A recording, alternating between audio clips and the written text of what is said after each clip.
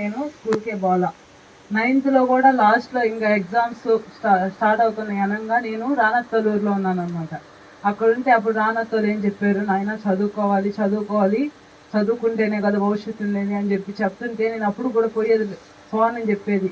అత్త సార్ వాళ్ళు తిడతారేమత్తా, నేను ఫోన్ వస్తా అంటే ఏం కాదులే మేము మాట్లాడతామని చెప్పి మామ వాళ్ళు అత్తలు మొత్తం మాట్లాడి అమ్మ తీసుకోపోయి ఎగ్జామ్ వదిలిపెట్టారు.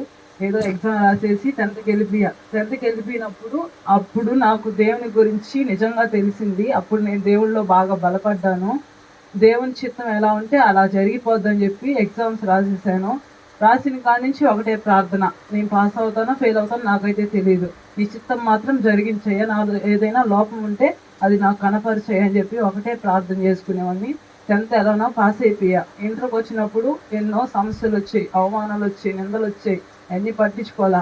దేవుని చిత్తం ఎలా ఉంటే అలా జరిగిపోద్ది. అవమానాలను ఆశీర్వాదంగా మార్చిన దేవుడు నా జీవితాల్లో కార్యాలు జరిగిస్తాడు అనుకుని ఒకటే ఆలోచనలో పెట్టుకున్నాను.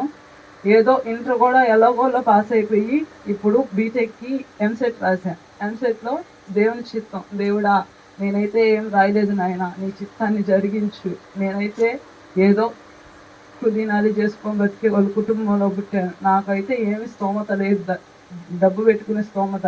కానీ ఎంసెట్లో ఒక ర్యాంక్ వస్తే అదొక ఫీజు కొంచెం తగ్గద్దని అనుకున్నాను.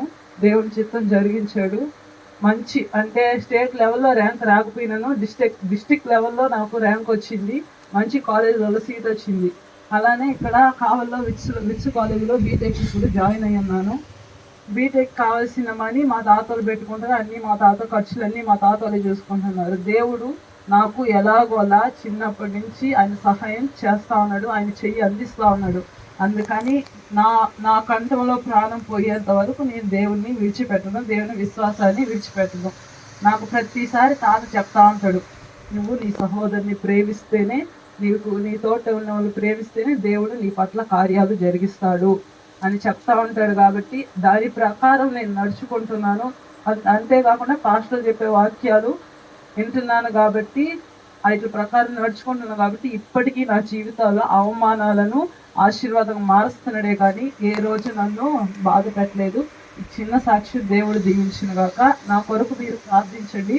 మీ కొరకు నేను నా వ్యక్తిగత ప్రార్థనలు ప్రతిరోజు జ్ఞాపకం చేసుకుంటున్నాను.